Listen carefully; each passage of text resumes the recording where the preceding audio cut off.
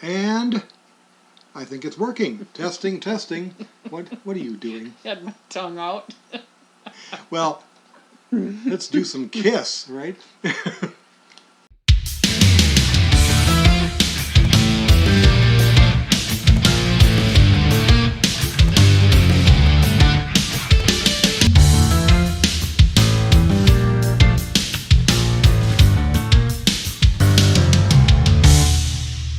It's better than being a dumb one.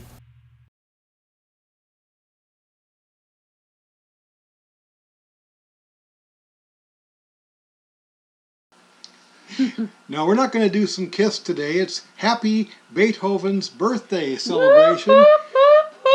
And today, as we celebrate Ludwig van Beethoven's 253rd birthday, mind you, he also died 100 and... math is hard. No, it's 203 years ago that he passed away. Wow. Or something like that. No, 190. I'm doing the math wrong. Any which way, math is hard. English is hard too. But as we celebrate his birthday today, we're going to do much like we did last year on his birthday, only this time I am sharing the stage with Nana from Nana's Shenanigans. Hi, y'all. And we're going to expose her to a little bit different of a piece of Beethoven music. And it's actually different for the channel in some ways, because every piece that we've done of classical music, besides the fact that Luna Rosa has been the one who reacted to it with me, is that this is not a symphony, for one thing. It doesn't have any choir or soloist singing, so there's actually no singing whatsoever in this. Now I really don't know what to expect. Yeah. And everything that we've done so far has either attempted to paint a mental picture or tell some kind of story. Not this. This is just pure music. Just pure music. And it is a concerto. To be specific, it's called a piano concerto, because what a concerto is, at least from the classical period on forward to today, is a piece for a soloist on some instrument, a virtuoso soloist usually, who plays with an orchestra then. An orchestra doesn't usually have a piano. The very first thing you're going to hear in this piece is the piano. As a matter of fact, the soloist for today, call her up here, is Mitsuko Uchida, who is a Japanese-British piano. That's very interesting. That's interesting. I mean, you've heard of Japanese-American. Yes, How about Japanese-British? Okay. She is a major force in the piano world. And the concert where she played this particular piece, which is Beethoven's fourth piano concerto out of 5 total that he wrote, in G major, was recorded when she was the same age approximately as I am now. So in 2013. So in other words, she's old. In other words, she's 10 years older than me. And she's still active. I looked it up a while ago here, and I found out that she's still playing, and she plays amazingly well.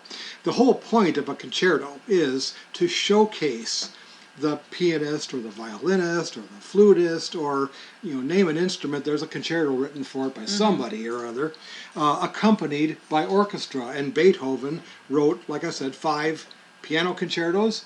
He wrote I don't even know the number off the top of my head of violin concertos and flute concertos and whatever else.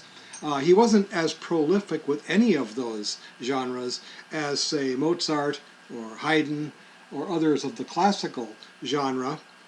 And as the years went by during Beethoven's career, as we transitioned into the so-called Romantic era of music instead of the classical period of music, fewer and fewer of these types of concertos were actually written. And people went more towards the tone poem and the symphony and so forth like that. So, but this, like I said, there's no picture to paint. There's no story to tell. It's just pure music where you just get to enjoy the wonderful melody and harmony and the playing of Mitsuko against an orchestra who accompanies her. Okay. That's how it all works. Very simple. There's a few odds and ends that I'm going to mention about how it all kind of works as we get into it more and more here. But what I'm going to do here is just make sure we actually pull up the screen, like so. And we'll put on our earbuds and enjoy this recording, which, by the way, might have been recorded in the same concert as one that we did on the channel, but not a piece by Beethoven. It was the Halloween special that we did with Hector Berlioz, Symphony Fantastique, like this, because it has the same orchestra, same conductor, and it was recorded in 2013, just like this, at BBC Proms, it's called, at the Royal Albert Hall in London. Oh, okay. So we are going to listen to what I think is part of that same concert. All of those BBC Proms concerts are just absolutely brilliant pieces of music. And yes, Minnie is going to join us here in the lower right corner of your screen. So let me switch over to the video, and let's get started. Oh, before I start, one last thing. One of the several ways in which Beethoven kind of breaks tradition a little bit, as he pretty much always does, is that almost all concertos start with the orchestra. But not And this one. Then the piano comes in a little bit later. Here, the piano is the first thing you hear. I think you already said that. Not the Did I? first part of what you just said, but you said that the piano starts. Oh, okay. Unlike, The first, yeah, it's true. The first Yeah. thing you'll hear is the piano. So Yep, here- that's what you said. all right, so here we go.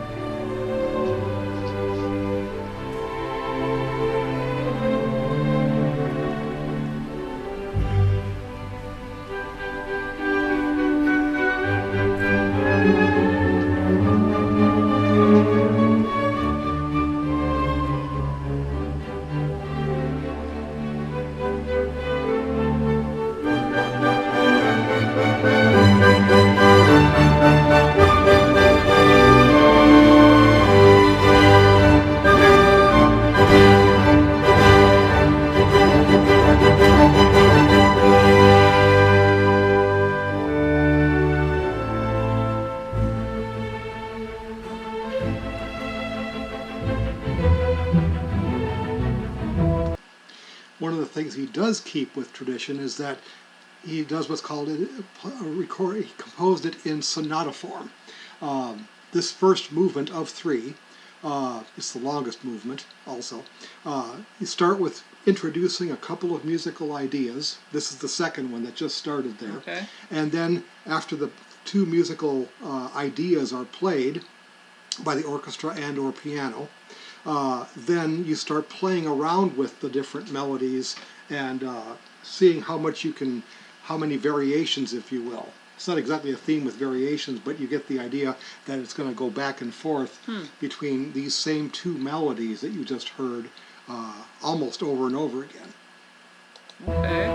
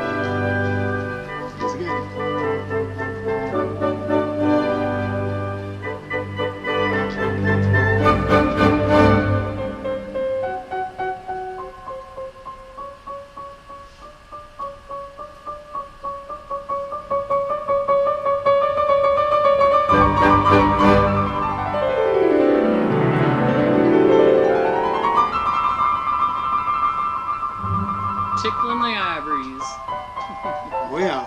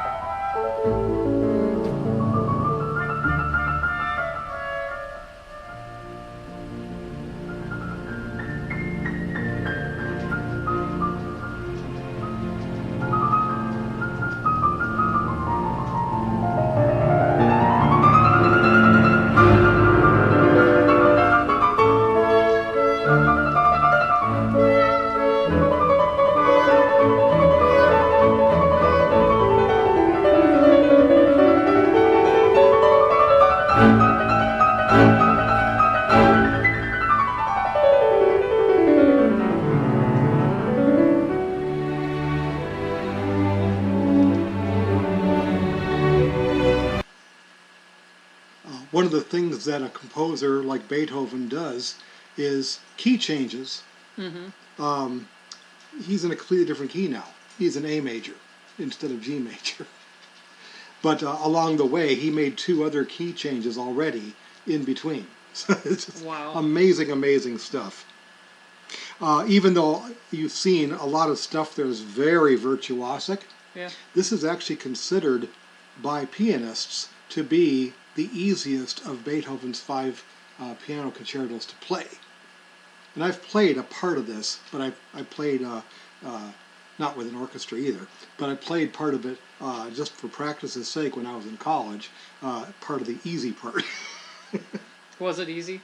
Well, when you hear it, it's in the second movement, which we won't hear for about 15 more minutes, or actually about almost So you're 20 not going minutes. to tell me if it was easy for Huh? you? You're not going to tell me if it was easy for you? It was fairly easy, actually. Oh, okay.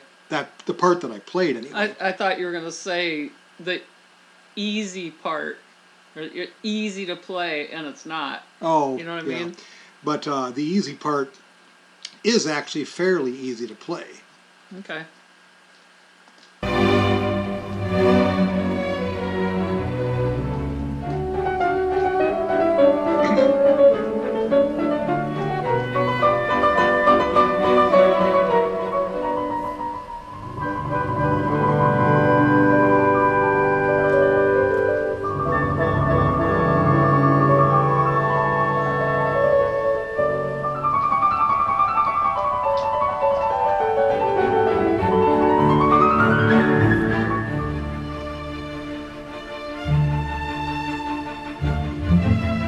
Key change. Even I caught that. Yep. And the second melody.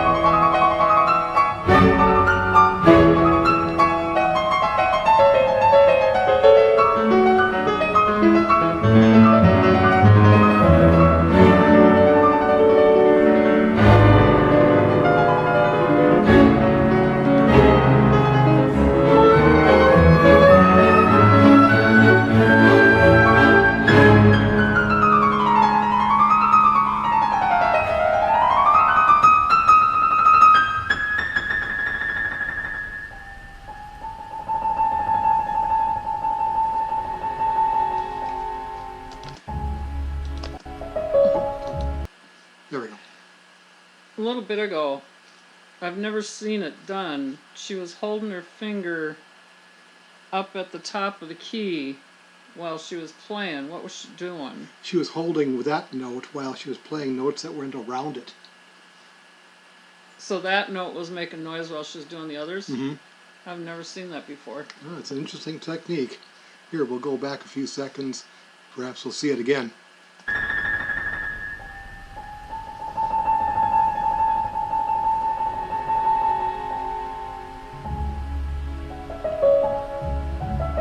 I perhaps should have gone back further. Mm-hmm. I love her expressions. It's just great.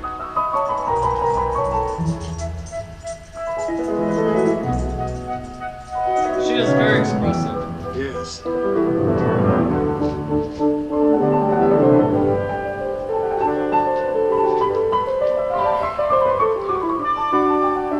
Reminds me of an eccentric person. With that kind of expressions. I like those two guys. Oh, yeah. Flute, the clarinet, yes. They're the only ones whose cheeks are always poky. Yeah.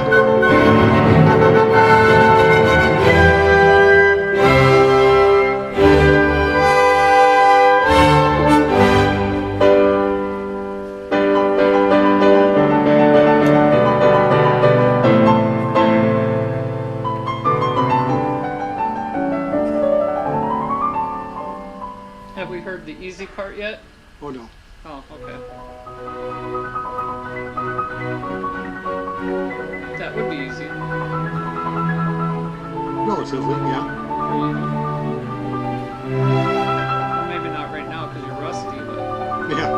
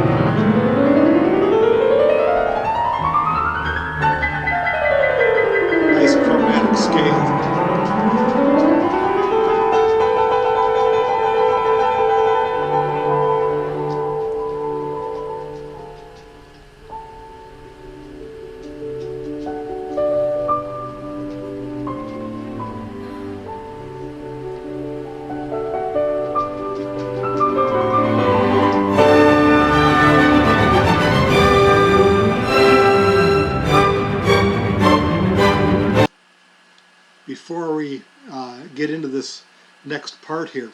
One of the traditional things in concertos, whether they be piano or other instruments, is that there's in this case, a piano solo that's near the end of the movement, of the end of the first and third movements of the piece. The pianist gets to unload on the instrument and just play an improvised solo.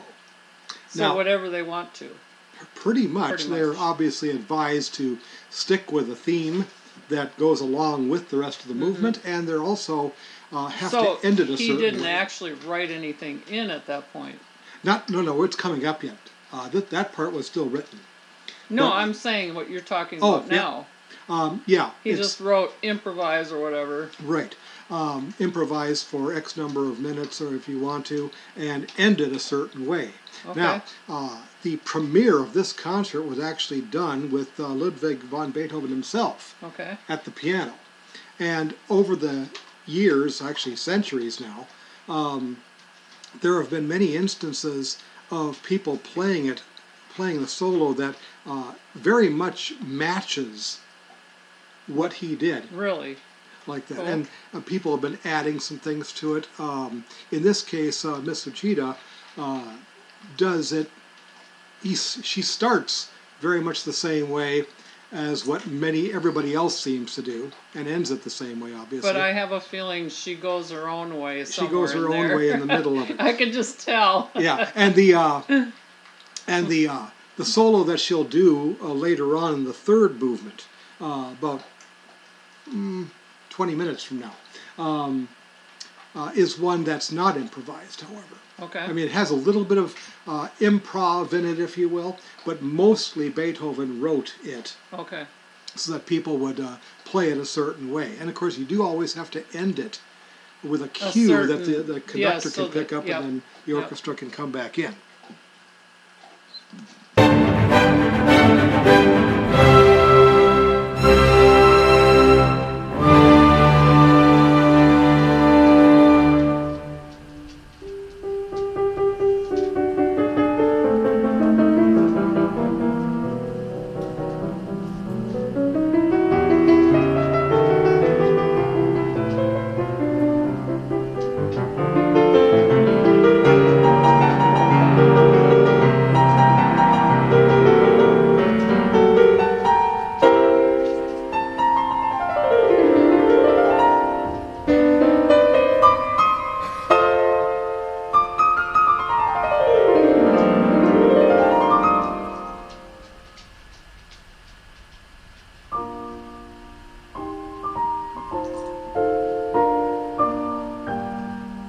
Second melody. When she played that, I pictured myself frolicking through the flowers. Sure. Skipping along. Just enjoying the warm weather and the pretty flowers. It's interesting that you say that, just because this work was premiered along with 3 others at a marathon concert by Beethoven, in which he conducted the orchestra for the other 3 pieces. He premiered his 6th symphony, which is the Pastoral Symphony. That's the one featured in Walt Disney's Fantasia. Okay. With all the flowers and stuff like that. That was actually the opening piece of the concert. Then his 5th symphony. It's odd that he played his 6th first, but then his 5th on the same bill with the concerto in between. And then he finished with a piece called the Choral Fantasy. And so he actually had a choir for that last part. It was a 4-hour-long concert in which he premiered this, but he was the pianist for this. And of course, these were all composed at right around the same time. So he probably had that very thing in mind. So this part he wrote?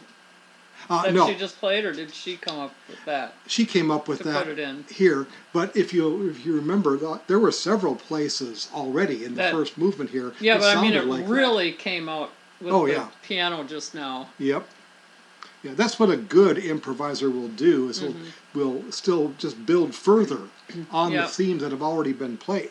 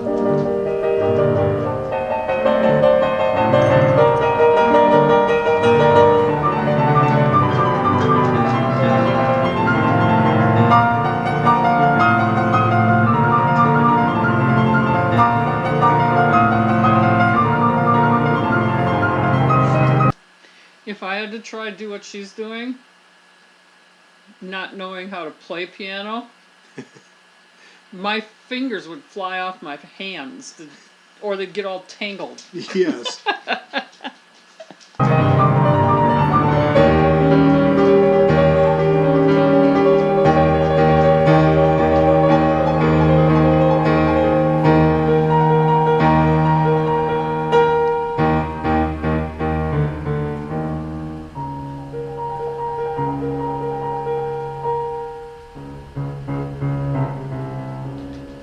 Mixing too, right?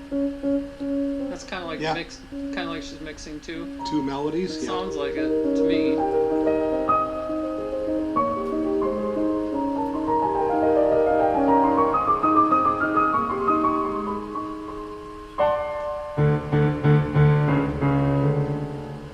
The question right now is how is she going to get back to G major?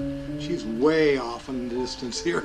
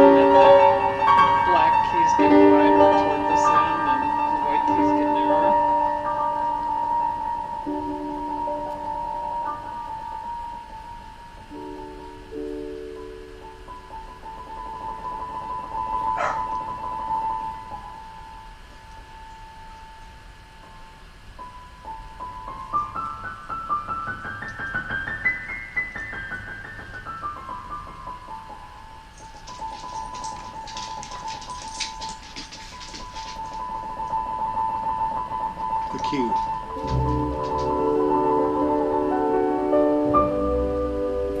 That's how you get back to G. I told you.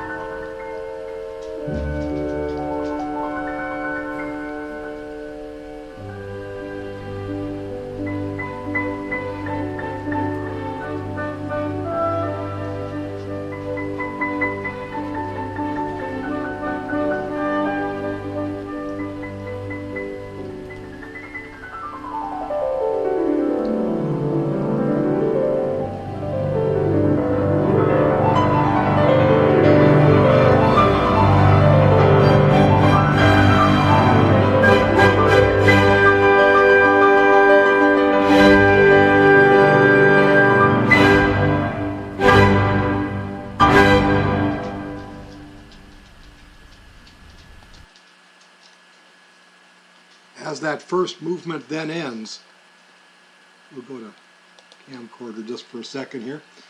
That was more than half of the total piece right there. Last year when we did Beethoven's Ninth with Luna Rosa, I mean that piece is by itself an hour and 15 minutes long. This is only 35 minutes. So much shorter like that, but sticking with tradition, he did write this in 3 movements, labeled basically in English it would be fast, slower, and fast. Okay. Like that. And he follows that tradition as that first. You know Luna Rosa and I really well. Yes. Because I would have never been able to sit for an hour long song. My ADHD is giving me a problem with this one. But yeah, there's no applause, of course, between movements. The piece is meant to be a whole, and then the applause comes after only the third and final movement. So, like, for somebody like me to go there and listen to this, I'd be the one going, yay! like, oh, wait. Oh, you'd be that one. You'd be I'd that one. Huh? There's always one. I'd be that one. Right. You know I would. Unless you warned me, then I wouldn't.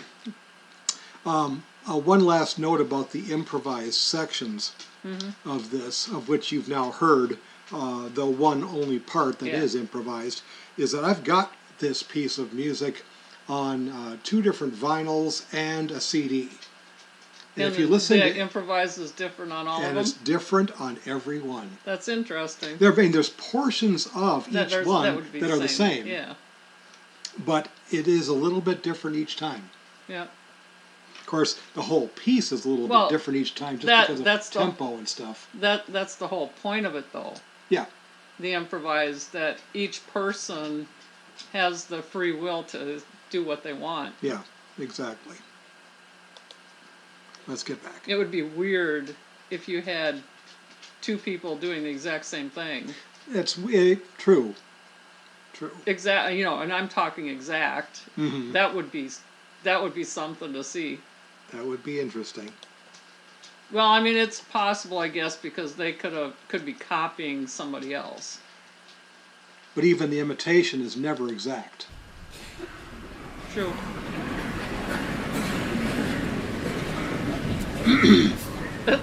Now everybody's coughing and getting it all out during the intermission here. Which is blissfully brief.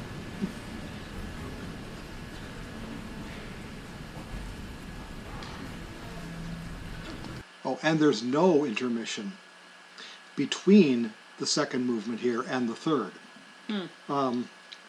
And I'm going to let you go through it just because of a very interesting thing that Beethoven does at the end of that, and then I'll explain things later.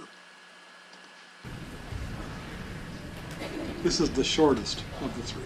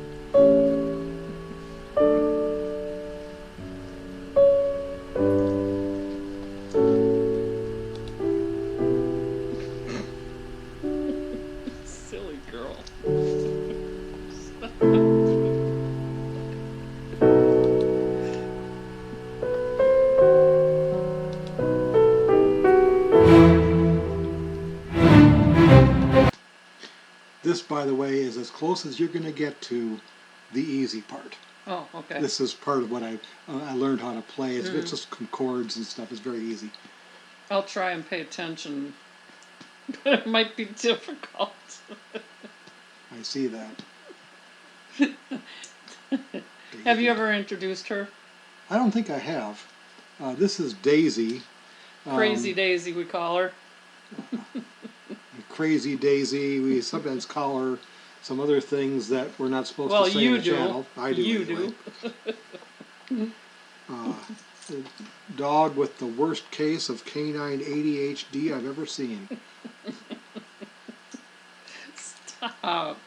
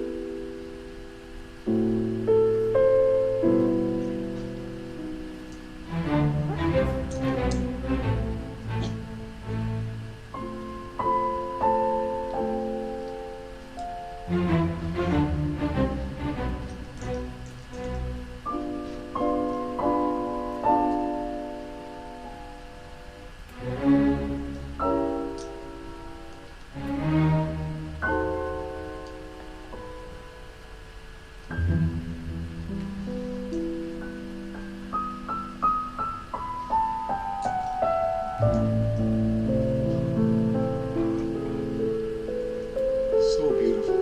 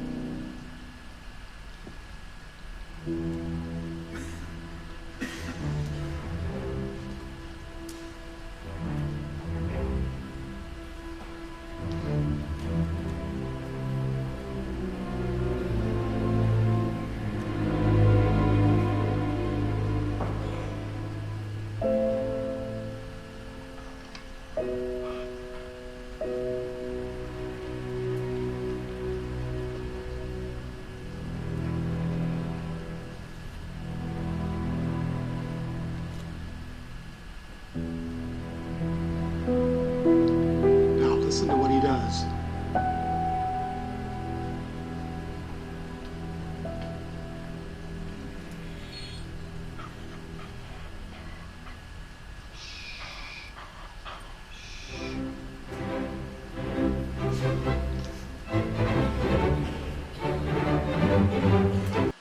Horses. Well, it's a galloping type of beat, yeah. Exactly. Well, what I love is that the last note of the second movement that she plays is the first note of the third movement, even though they're in different keys. Interesting. And then on top of that, she ends the second movement as she began it in E minor, or actually Beethoven did. And this first part, even though the concerto is supposed to be in G major, E minor is the relative minor, so that fits. She starts this out, or the orchestra starts this out in C major. It's like, what? But when you hear the back and forth kind of a dialogue between the piano and the orchestra here, you'll understand exactly what's going on here as the orchestra comes in G. You'll hear, or I should say the piano comes in G. Listen to this ending.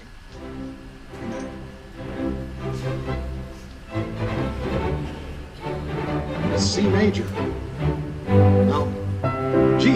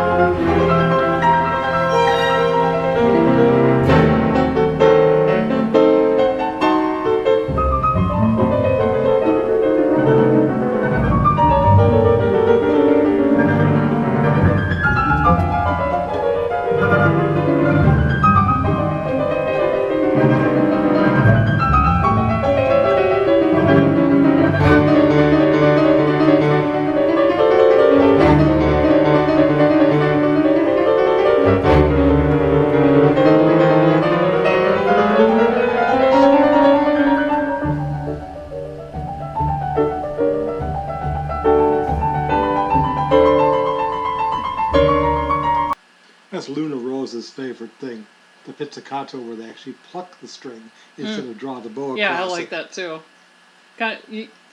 You do that more like when you're playing fiddle, right? Tend to do it more? When you're playing I songs think so. that are But there's plenty of places in classical music where it's Where it where that happens. it's called for that. Yeah.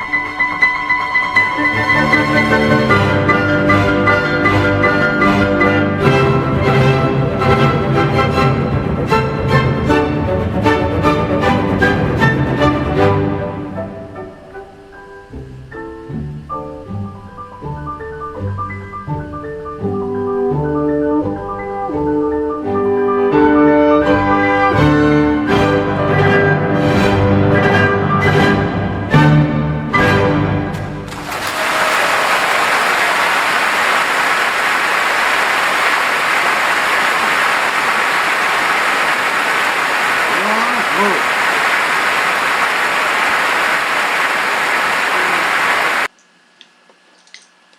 Oh boy. And there you have it. You know, my favorite part of this kind of music is classical music. Yeah? Watching how excited you get over it. Yes.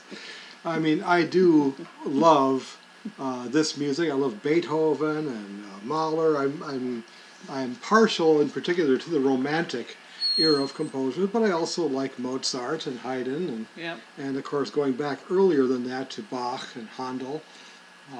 This time of year, of course, around Beethoven's birthday, we play Handel with the Hallelujah Chorus quite a bit back then. But yeah, I mean, besides that, what do you think? Isn't that a delightful piece of music? Yeah, it was fun. Yeah, I liked it. Long, very long. Yeah. Well, at 35 minutes, we're talking a fairly long piece of music, but we're also not talking about anywhere near. Oh no, I know they can get a lot longer. They can get much longer. Yeah. I mean, later in 2024, among other things, you're going to see a couple of musical reactions, at least one of which will be with Luna Rosa, because I promised it to her. The one I promised to her is about 45 to 50 minutes long. Okay. And but if we can find the time to do it, perhaps somewhere around Gustav Mahler's birthday, we're going to be doing his third symphony, just as we did his second around that time last year, or earlier this year, I should say. That one is about an hour and 45. Luna Rosa can do that one. Yep. Well, then she'll probably end up doing both of them, but we'll see about what we can do with you in doing some of these classical reactions. Because my idea of listening to classical music, I don't mean anything against people that love classical music, but there will be one part that catches my ear, and I could listen to that one part over and over and over again without all the rest. Yeah, perhaps. I could. Yeah. You know, because, I don't know, all the long. You know, it's fun watching the orchestra and the pianist go back and forth. Yes. That was fun. And it was fun. As Beethoven designed it. Yeah. So, I mean, it's just a masterful recording, and it was wonderfully played. I mean, all of the recordings that I have are great too, but not this great as far as I'm concerned. This was really the best performance I've ever heard of this particular piece of music. So, all right then, we hope that you liked this. You too, you know, not just Nana here, but we hope that you like this and you click the like button. And we hope that you'll subscribe to this channel if you haven't done that already, and put a comment or two below as well. We do like to hear from you with all of these Music Monday things. We're actually recording this on Beethoven's birthday for once, instead of actually airing it on his birthday or whatever the case may be. But you will see this on the 18th, on Monday. So, don't be a donkey of limited intelligence. Instead, Be an intelligent donkey. and we'll see you in the next video. Happy birthday, Beethoven. Bye.